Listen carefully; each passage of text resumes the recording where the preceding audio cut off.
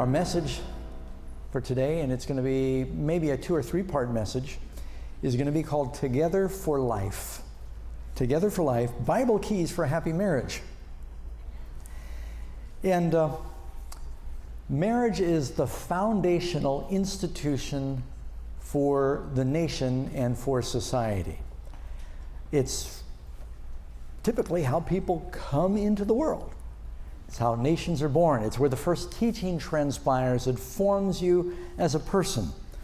Marriage is very important. People put a lot of emphasis on, having extravagant weddings and doing unique or sometimes even zany things in their wedding. But in all of that, maybe it loses its sacredness. Much of the world tuned in 2011 for the globally broadcast wedding of Prince William and Kate Middleton. It was a prince's wedding. And they say that it cost $34 million, wedding cake $80,000, $800,000 in flowers for the wedding. But those of you who remember, back in 1981, it was actually the marriage of William's mother and Prince Charles that was called the wedding of the century. Di's dress was only $13,000, but that was, back then, that was a lot more money. Matter of fact, if you adjust for inflation, their wedding today would have cost $70 million. And that was mostly for crowd control and security. Really, that's where most of it went. It was sort of that fairy tale story about the prince marrying the daughter of a commoner. And it's interesting that Princess Di herself, her parents had divorced. When she was very young, one day her mother told her, she said, "I'll be home soon," and she never came home. And it really troubled her for many years after that.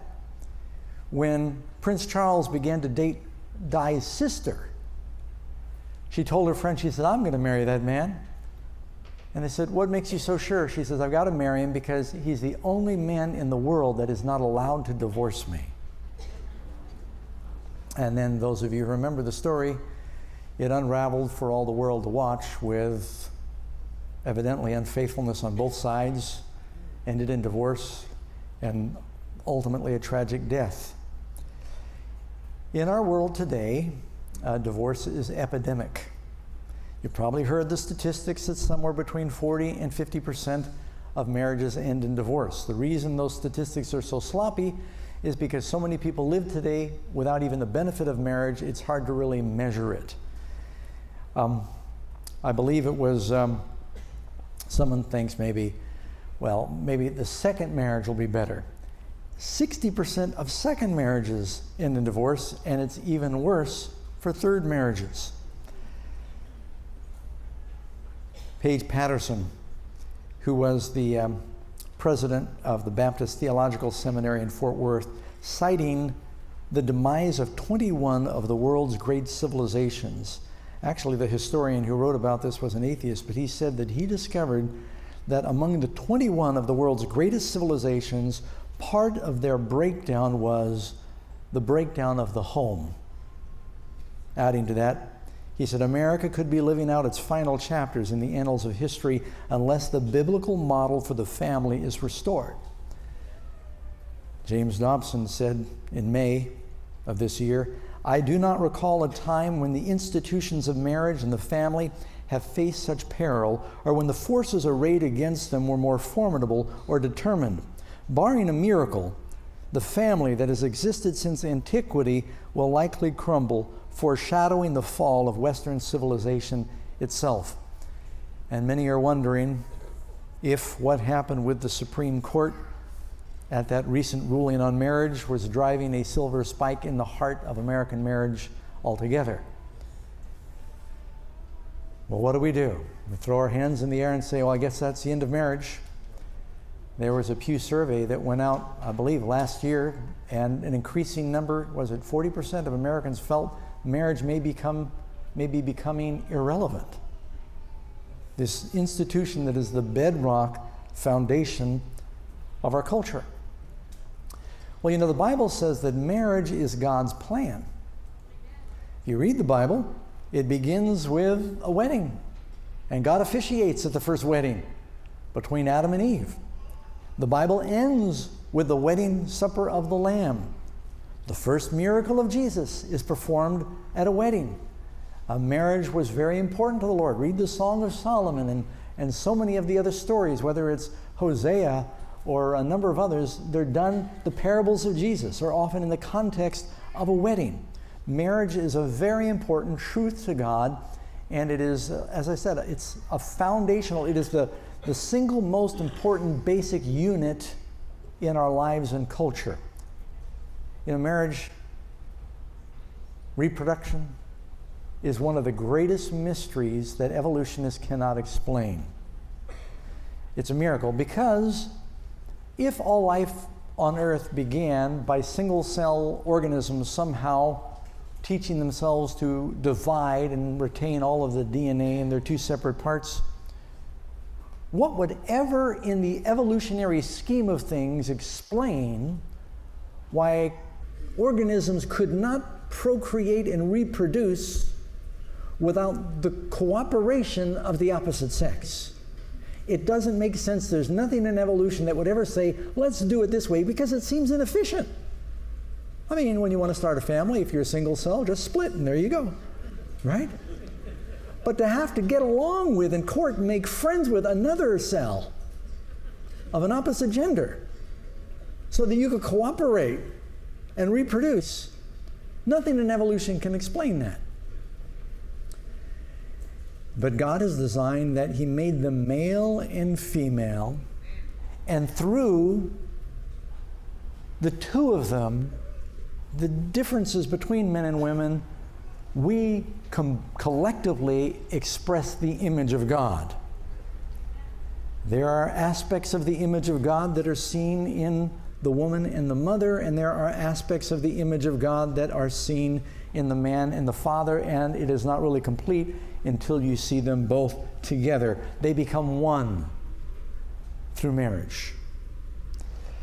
The Lord said in Genesis chapter 2, verse 18, "It is not good that man should be alone."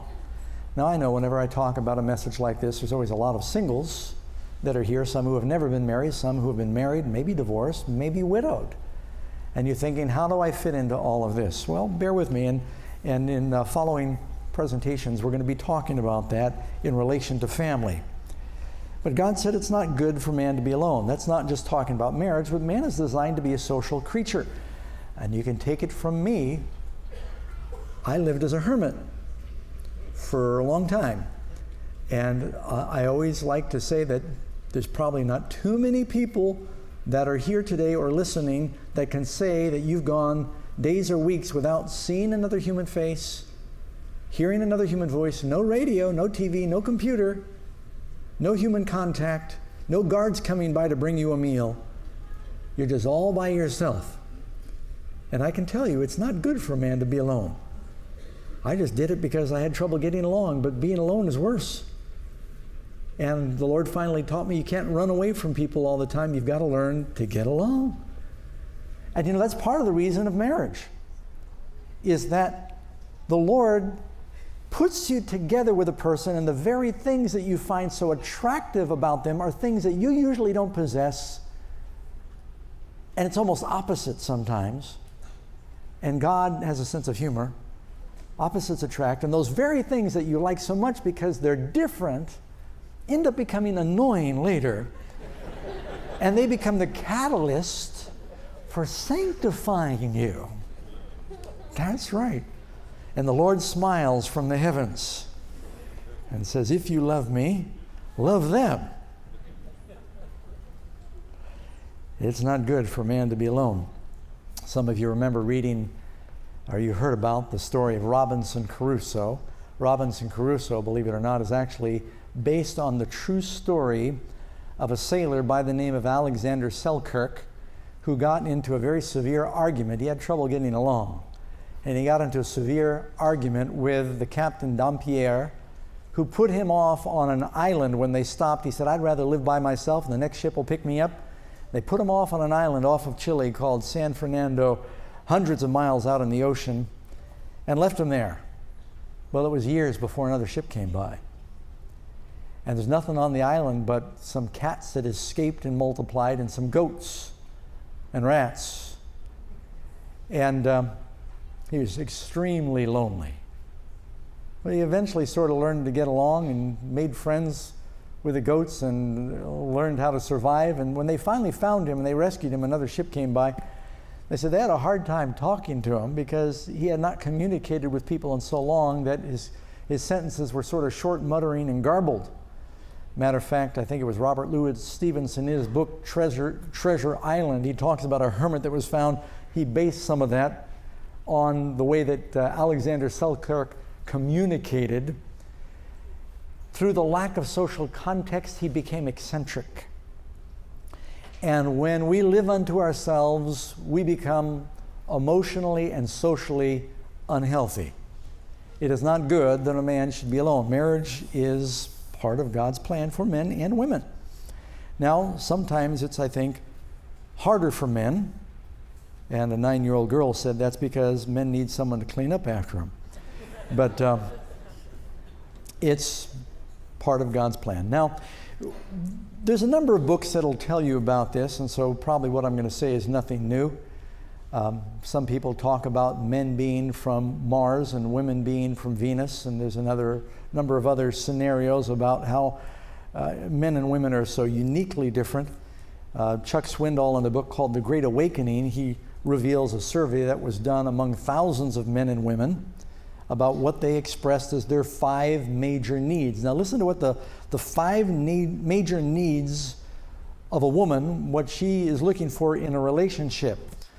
1, affection. 2, conversation. 3, honesty and openness. 4, financial support. 5, family commitment.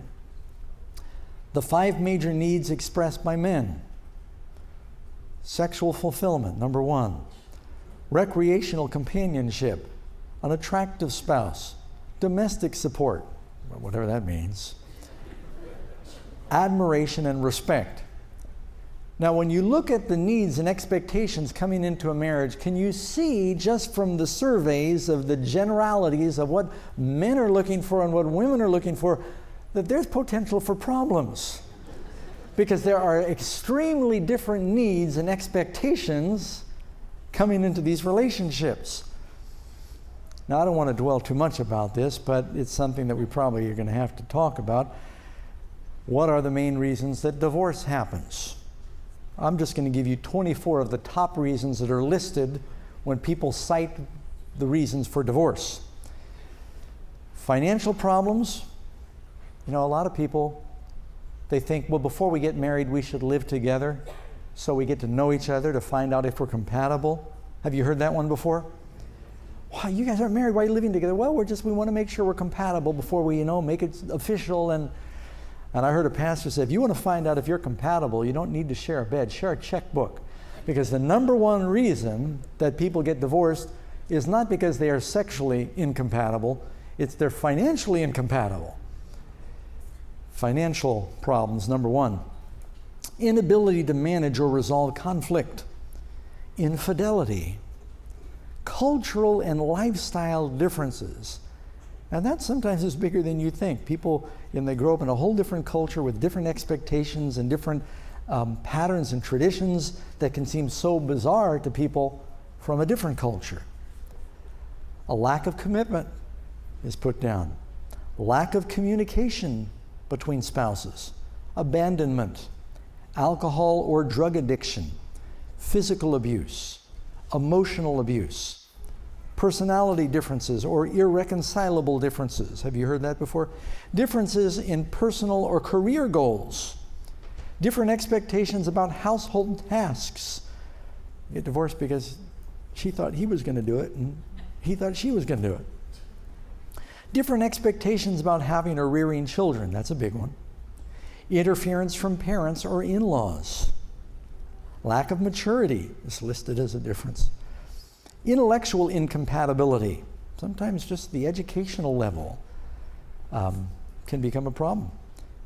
Sexual incompatibility is listed, but it's pretty far down the list. Not allowing room for personal growth, falling out of love. Almost sounds like somebody left the lid off the septic tank and someone fell in love and then they somehow fell out also. You fall out of love. It's like falling up. Religious conversion or religious beliefs, I've seen that become a serious issue. Mental instability or mental illness. Criminal behavior and incarceration for crime. It's very hard on marriages when one spouse is incarcerated for a long period of time. Inability to deal with each other's petty idiosyncrasies. Now, you might find that some of these are issues in your marriages, those of you who are married here, but none of them needs to be the reason for divorce. And I'm going to go through a list of maybe 18 different subjects that are Bible secrets, and if we understand these things, they can really contribute to healing a marriage and making a good marriage better if we follow these principles. First of all, number one, remember that marriage is a divine covenant. It is something that is very serious. We are saved. You're in church today because ostensibly you want to be or are a Christian, and we are saved based on a covenant, a promise that God has made to us. He gave His Son to save us, and we by faith accept His word, and we make a pledge that we're going to commit our lives to Him. That's what happened today with these baptisms. A covenant is made. Covenants, agreements, promises, very important. Marriage is among the most important covenants or promises that are made. You're making vows in the presence of God and other witnesses. It's a covenant that's not only something that is done before you and God, it's something that is done socially. And I should probably pause here and say, and I know I'm going to get letters on this, people say, well, you know, we're married in the eyes of God, but we're not interested in the government's part in our marriage. And so, no, we haven't been married with a license, but we believe we're married and we do it before God. And is it necessary to go through the ceremony and get registered with the state? And when I was a young hippie, I would have argued that one way. But as I've gotten a little older and more practical and I read the Bible, I don't agree with that. I think it does matter that you are legally married. By the way, I've asked couples before, they say, well, we're married in the eyes of God. I said, well, where are you legally married?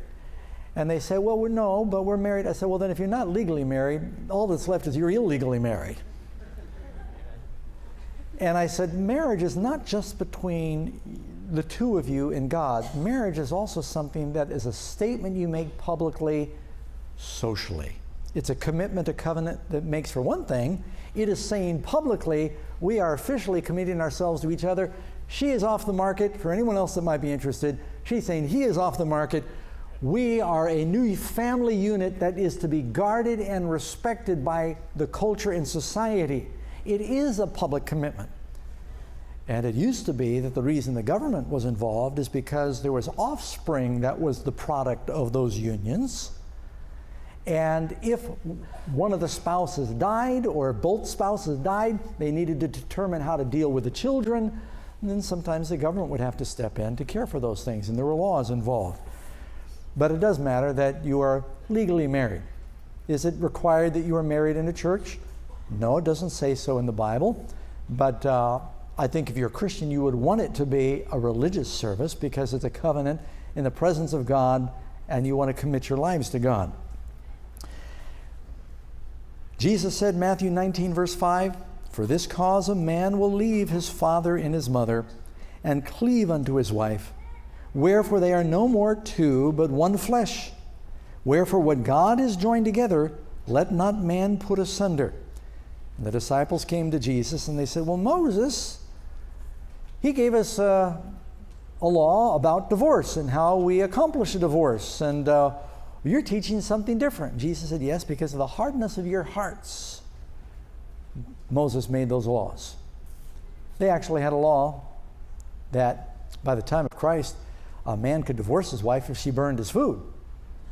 I mean, they kept expanding what the excuses for divorce were because of the hardness of hearts. And God says, I hate divorce. And that translates about the same in any version of the Bible that you have. Now, I know that a lot of people here are affected by this, and I need to let you know there are times when biblically it is appropriate to divorce. As much as God hates divorce, it was God who told Abraham to divorce, put away Hagar. Of course, he had one wife too many at the time. He had to deal with that. But look at all the heartache that it brought. It's never God's plan. Now, there's some people that it seems like they like Moses' law better than Jesus. But Jesus said that we should love each other. The devil is a notorious homebreaker. You might be thinking, oh boy, this gal, this man, they are so impossible.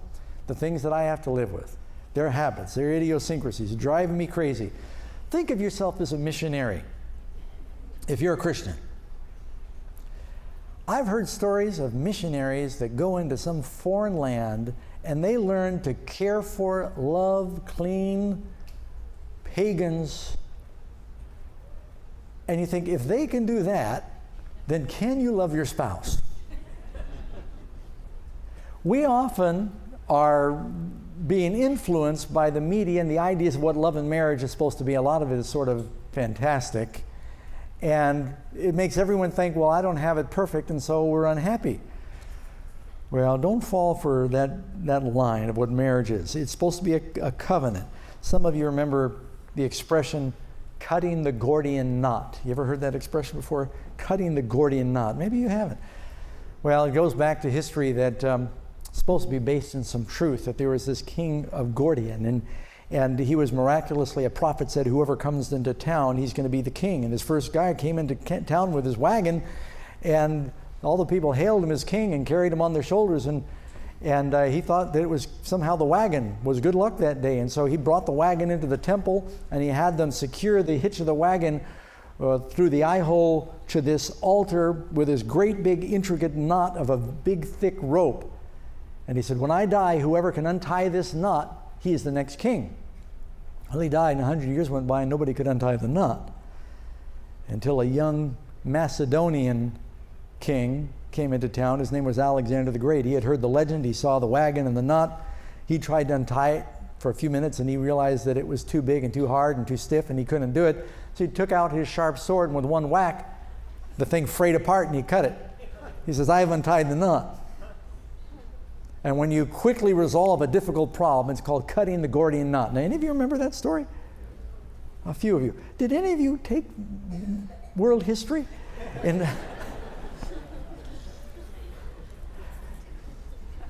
Marriage knot should never be untied.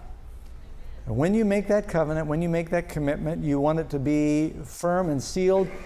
It is dangerous to go into marriage thinking that divorce is an option, because if you in the back of your mind even think it, then you can end up having problems. Some people look at divorce as an escape hatch. I'd like to recommend, if you're a Christian, shut the hatch, weld it, lock it, throw away the key. Amen. As soon as you know it's not an option, and you realize that you're on a deserted island with this person called your husband or your wife, you got to get along. Then you start doing your best to make the best of it. Now, again, I recognize there are some even biblical grounds for divorce. Do you know what they are? There are two reasons that are really given in the Bible when it's appropriate to divorce, and not just divorce, because you can separate. You know, if there's abuse in the marriage, you should separate. But to divorce, often people are thinking divorce is designed to put them back on the market so they can remarry. One is for the cause of fornication, Jesus said. If one spouse or the other violates those sacred vows and commits that intimate act with another person, they biblically have grounds. They have broken the covenant. They have grounds to divorce and then to remarry. It doesn't mean they have to. Nowhere is Jesus saying that you have to divorce. Reconciliation is always much better. And let me ask you, does the Bible sometimes use the expression that the Lord is our husband, the church is the bride? Does God say that sometimes his people, whether it was Israel or the church, has played the harlot and committed adultery? Does the Lord forgive? Read the book of Hosea and take her back. If there has been infidelity, it doesn't mean you have to get divorced. And I told you there are two reasons. In 1 Corinthians chapter 7, another example is given. And Paul is talking to pagans. There's people out there, they worship the Greco-Roman array of gods. And one of them accepts Jesus. Let's suppose the wife then accepts Jesus. And the husband says, I didn't sign up for this. I don't want to be a Christian. I don't want to follow your laws. I'm leaving. If that husband abandons the wife because she has accepted Jesus, they both got married as pagans, then Paul says she is free in that regard. Let him depart. But she says, if your husband is willing to stay married, that the husband might be converted by the behavior and conversation of the wife, or vice versa. But that was sort of a second clause where Paul said, in the event that you've got two pagans, that one of them converts and the pagan spouse says, well, I'm leaving, does that mean now the person who's newly converted can never remarry? No. Paul says they're not under bondage in such cases. So I just want to make sure that people understand that was a specific scenario that Paul is talking about there. If people marry and divorce, is that the unpardonable sin? You remember the story about David and Bathsheba. Now that wasn't just adultery. That was murder, which, by the way, is worse than divorce, in case you're wondering. The reason I say that, do you know how many people are murdered because someone is wanting to get out of a marriage? And I've often thought, well, just divorce them, don't. There are women who have murdered their husbands because they wanted out of the marriage and they signed them up for life insurance in advance.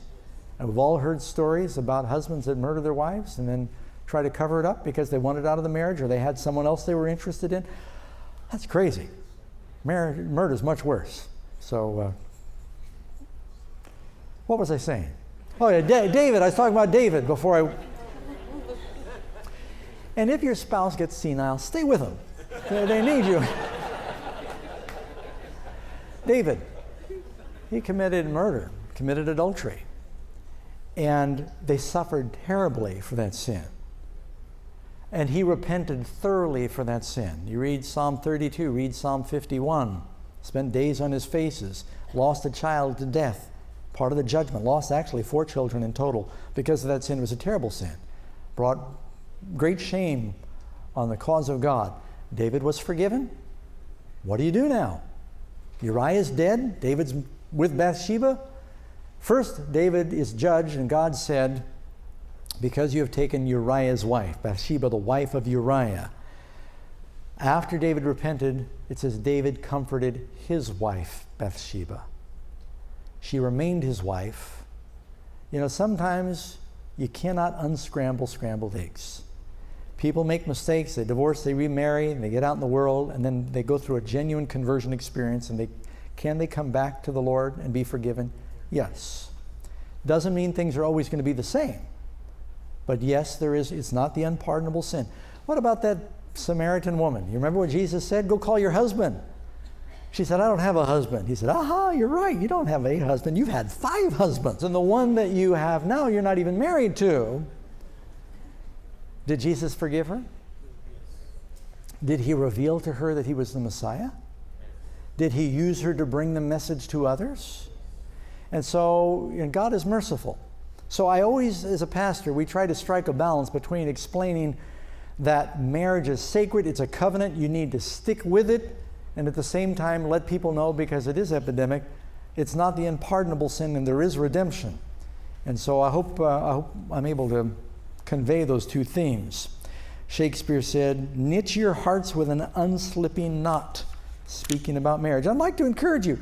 In spite of all the divorces in our culture, some people do very well. Some people have long and happy marriages.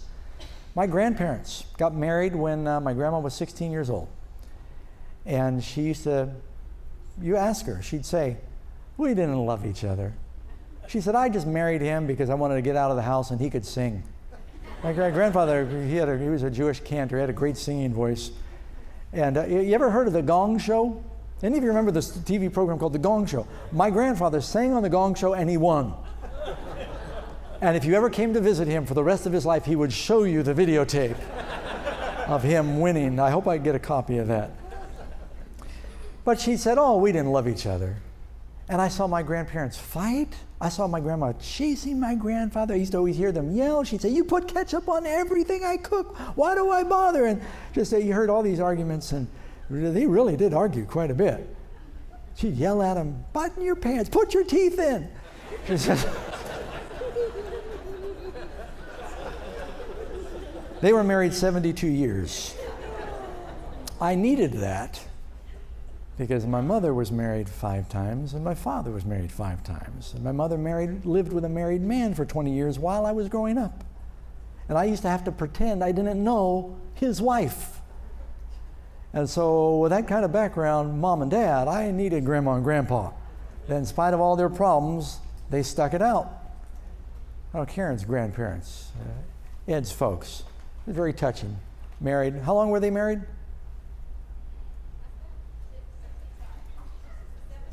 How many years? 75 years?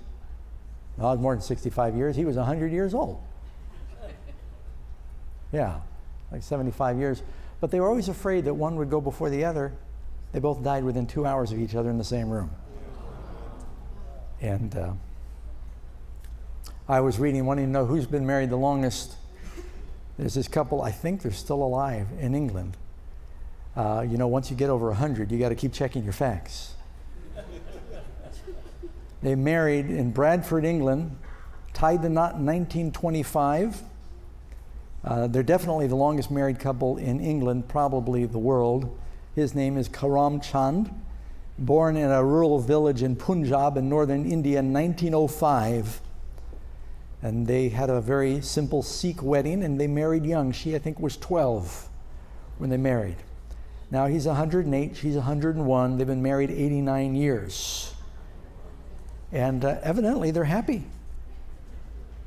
Oh, by the way, they also talk about health and say they eat simply natural foods.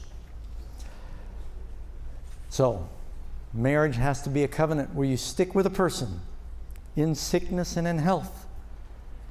I remember hearing about this lady that was at her husband's bedside in the hospital as he was kind of slipping in and out of a coma during what was to be his final illness. And during one of his lucid moments, she was at his side. And he said, "Honey," she drew close when he was talking. He said, "I remember, you've always been at my side." And he said, "When I lost my job, you were there.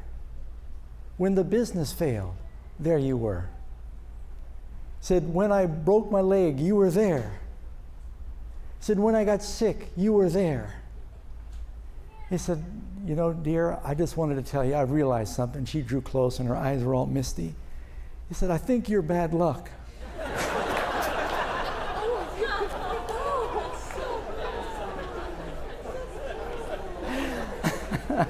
Oh, come on, the guys think it's funny.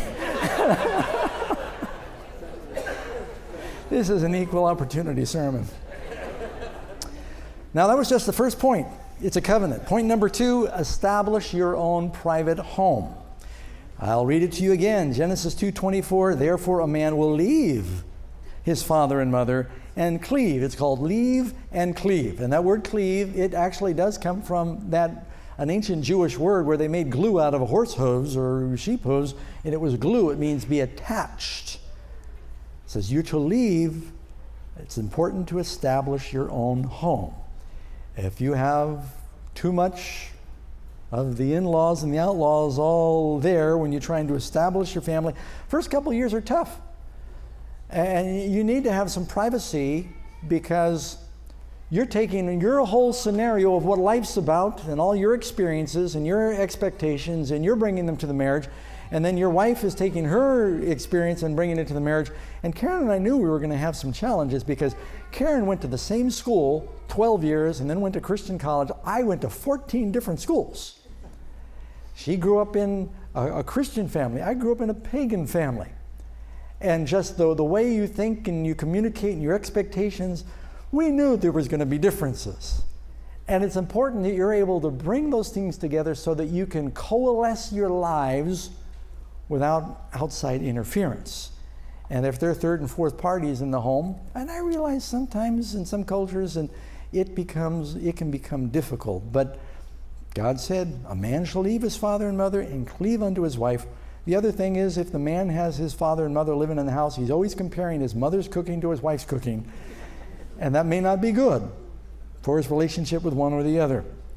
Establish your own home. Don't let third parties come between. Spouse should be the best friend. Someone once said that marriage resembles a pair of scissors. They're joined so they can't be separated, often moving in opposite directions, but punishing anyone that comes between them. When I was pastoring one time, had this couple living next door. We were giving them Bible studies. They struggled with drinking. One day, a young girl came pounding on our door and said, "My father is killing my mother." And so I didn't know what to do, but I went over and I stood at the door and I'm kind of knocking at the door. And I'm hearing things banging and lamps falling over and crashing and yelling and screaming inside. And I thought, well, this isn't going to work. And so without them opening the door, I just went into their house. Feels really strange doing that, you know. I thought, I'm studying with people. I don't want to call the police on them.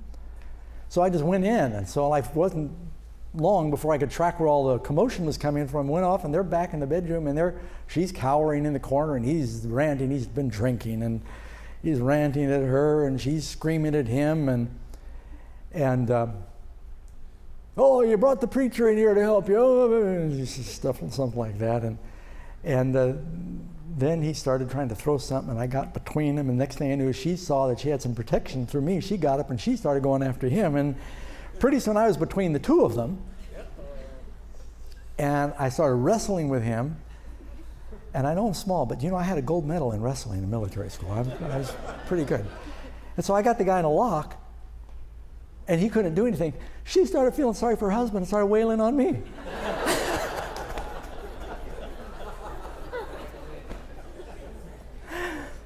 They were killing each other, but when anyone came between them, you better get out of the way.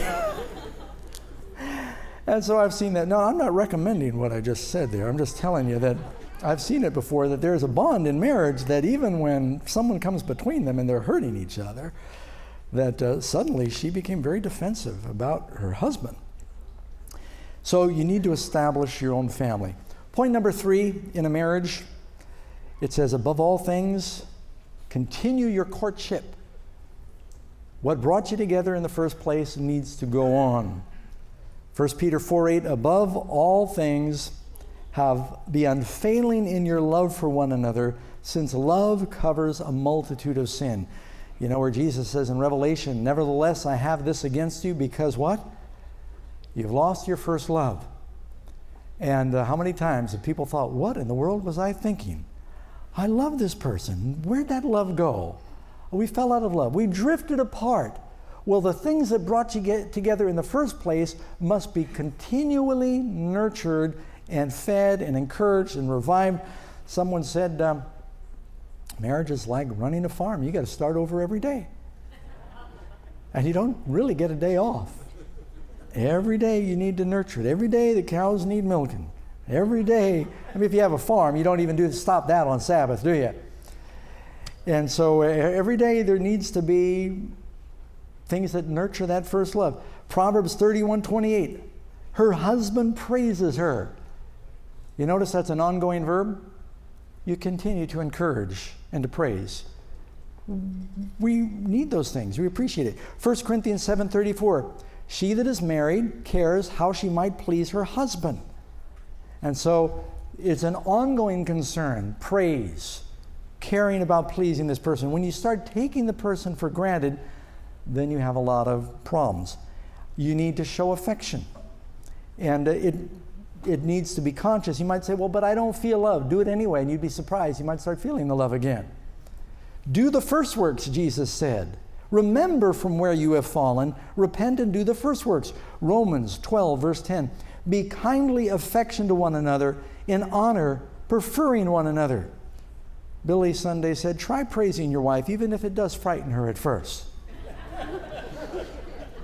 And you've heard the expression before, treat her like a queen and she will treat you like a king. And sometimes you will get from the other person what you've always been wanting to get when you treat them the way that they're longing to be treated. And so it's through the cooperative nurturing of each other in the relationship. Don't overlook the little courtesies, encouragements, and affectionate acts. Surprise each other with little things, gifts and favors. And I got to think about that because I'm always so work-oriented. You know, Nathan just recently went to college, yeah, and we were experiencing Emptynest. Karen drove him back, and I knew it was going to be tough for her to, wave goodbye. I was actually with some of you on the mission trip when Karen was dropping Nathan off, and she had to come back. And I thought, it's going to be tough for her. Stephen's at college, Nathan's at college. She's going to come home and have to live with me. So I went out and I got a card and I got some flowers and I wrote her a little note and I said, if you're looking for anyone to baby, I'll let you baby me. If it's wasn't that considerate of me to do that?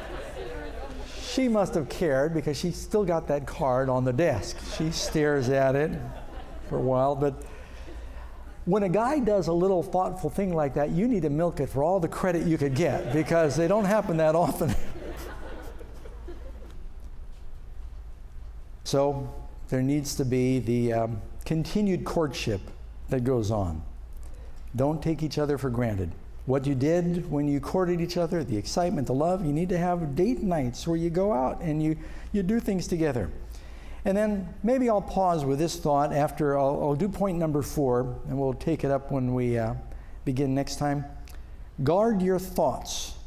Don't let your senses trap you. Now, you'd be surprised how many marriages are destroyed because of bad thinking.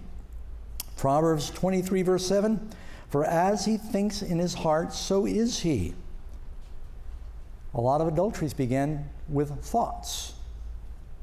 One of the number one things that contributes to divorce, it may not be the act of adultery, but it's mental adultery that's happening either through pornography on the internet or soap operas on television.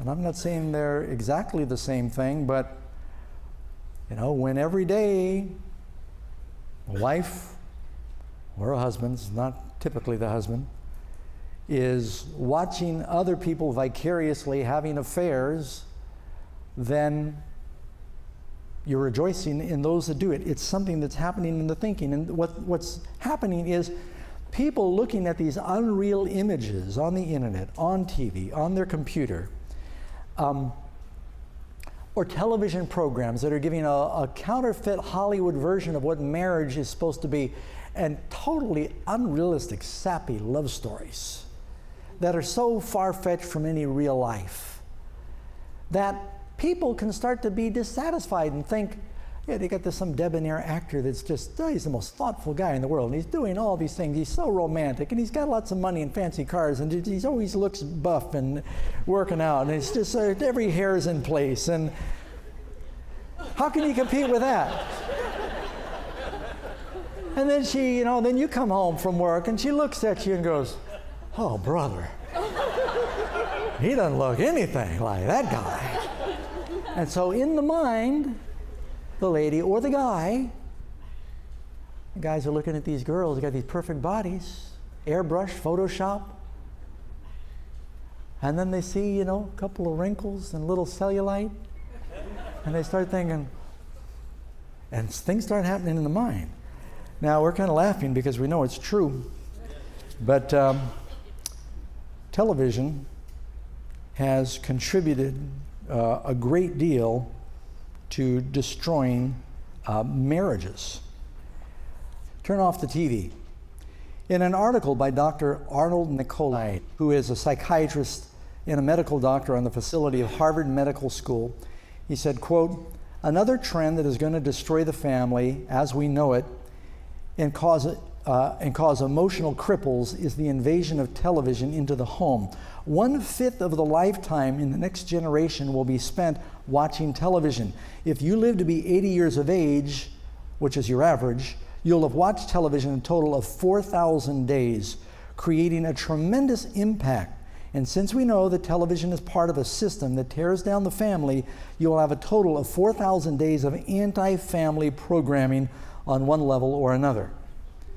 And so everything from what we read to what we watch and what's on the internet, it is affecting the thinking, and people bring these unrealistic expectations into real marriages They bring these unrealistic images into real marriages, and they are dissatisfied. And then thoughts come into the mind, and they start having second thoughts, and they start having doubts, and they have unrealistic expectations and the impurity in the mind. Keep your mind, keep your heart. Let the Bible and the Word of God and the things of God be the catalyst for your family, and you'll find that that love and appreciation for that person that God has for you, that you've become one with through marriage, will be restored and revived.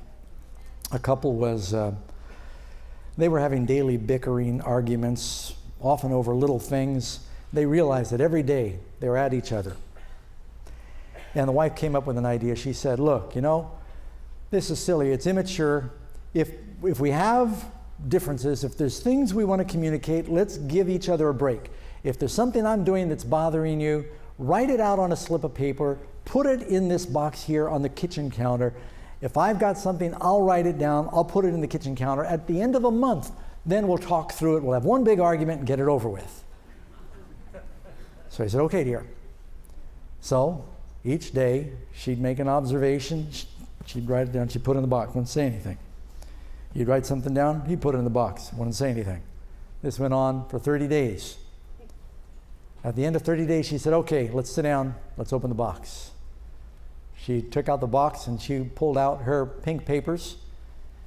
It said, leaving the lid off the jelly jar again. Dirty socks on the floor. And she just was going through her litany of just all these things, and finally said, okay, you can read your blue ones now. He said, I love you, I love you, I love you. And she began to feel a little bad. The things, now by the way, that story can be told either way. Love covers a multitude of sin. We naturally are not lovable. God didn't die for us because we're lovable. It's easy to love the lovable. While we were yet sinners, Christ loved us and died for us. Amen. And if the Lord can love us, and the love of Christ can be shed abroad in our hearts. What's the great commandment in the law? Love the Lord with all your heart, and love what? Love who? Your neighbor. Who's a closer neighbor than your spouse? It's interesting. The Bible says you need to love your neighbor. It says you need to love your enemy. Someone brought out, it's often because your neighbor becomes your enemy. And if we can't love our spouses, how are we going to love our enemies? How are we going to love our neighbors? That's where it starts. And it's a choice that needs to be made. Now there's a rule in life. It says there's a simple rule of physics, that the closer that two objects come to a common destination, they will invariably come closer to one another. And if Christ is at the middle of your life, if you personally have surrendered your life to Jesus, the closer you are coming to Jesus, and if your spouse is coming closer to Jesus, you will invariably be coming closer together. God is love. And if He is the center of our lives, He will draw our hearts together in our families and our marriages. Do not let the world define what marriage is for you. God has given us a definition. Amen? And our marriages are to be based on that love relationship with God and with each other.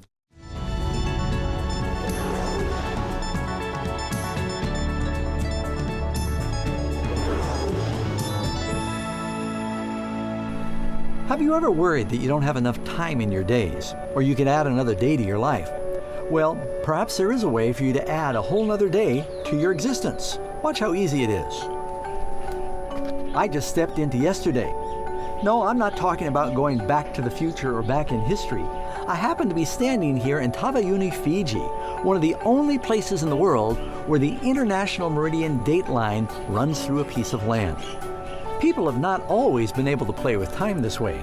Back in 1878, Sir Sandford Fleming, a Canadian, he recommended to the science community of the world that the globe be divided in 24 even segments, each separated by 15 degrees of longitude, that would establish the International Time System.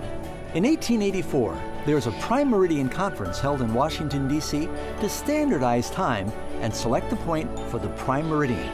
which would be 0 degrees on the globe, it ended up being Greenwich, England. But that's not where we are. We are on the polar opposite side of the planet right now, but we're going to step into the future. You want to come?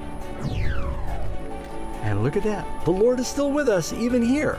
He'll continue to take care of you, friends, wherever you go. Friends, do you sometimes worry about the future? What will you eat? Will you have a home? Are you going to still have your job? What will you wear? Jesus tells us in Matthew chapter 6, verse 25 through 34, don't take thought for tomorrow will take thought for the things of itself. He tells us that He feeds the birds and He clothes the flowers. He'll take care of us. We know that God will watch over us. He forgives the past. He promises to be with us in the present, and He will continue to lead us in the future. But you've just got to give yourself to Him. I invite you to do that right now.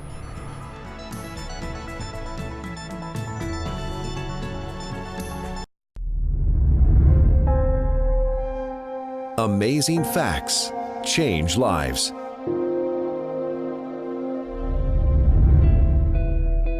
I grew up here in New York City. I guess dealing with all the temptations that you would have in a big city. Everything that you could imagine that you could run into, drugs, crime, was always here. When I was at a young age, I actually got into trouble with the law, and my only out was to join the military at the time in order to not do time. So I left New York and traveled the world a little bit while I was in the military. Eventually I came back. Having grown up as a hip-hop kid, I eventually found myself working in the music business, actually. I worked at a couple of major radio stations, hip-hop, reggae. I was at all the big reggae shows, working them. No matter what I did to try and satisfy myself, nothing really worked. I remember I used to play at this one club in Manhattan. We used to play there every Friday night. So I came home one Saturday morning after leaving the club, and I turned on the video channel like I usually do. So it was this guy in the video channel talking, and he was definitely out of place, but the things that he was saying just totally amazed me. I had never heard anyone speak about the Bible like this before. So I started coming home early on Saturday mornings just to catch this show. I found the things that he was saying absolutely amazing, to the point where it literally made me stop and start to think about how I was living my life. So I found that all of these things that I had been doing to try and find happiness were actually not making me happy at all, but were really just leaving me empty inside. When I started reading the Bible and it started to make sense, I started to make changes. I even tried to keep the Sabbath, which I failed at miserably. So I was actually invited by Amazing Facts to go to see a live series at one of the local churches. But after going the first night, I ended up going another night and another night. I stayed for the entire series. That was the day I made a decision that changed the rest of my life forever. I gave my life to Christ, and everything was different after that. I made a decision to give up the music business, stop hanging out at all of the clubs. I made a decision that was eternal for me and for my family. I started going to church. I got a position in church where I was actually in charge of the personal ministries department. And the same Amazing Facts studies that changed my life, I actually got to share them with people and sit down with them and tell them about Jesus.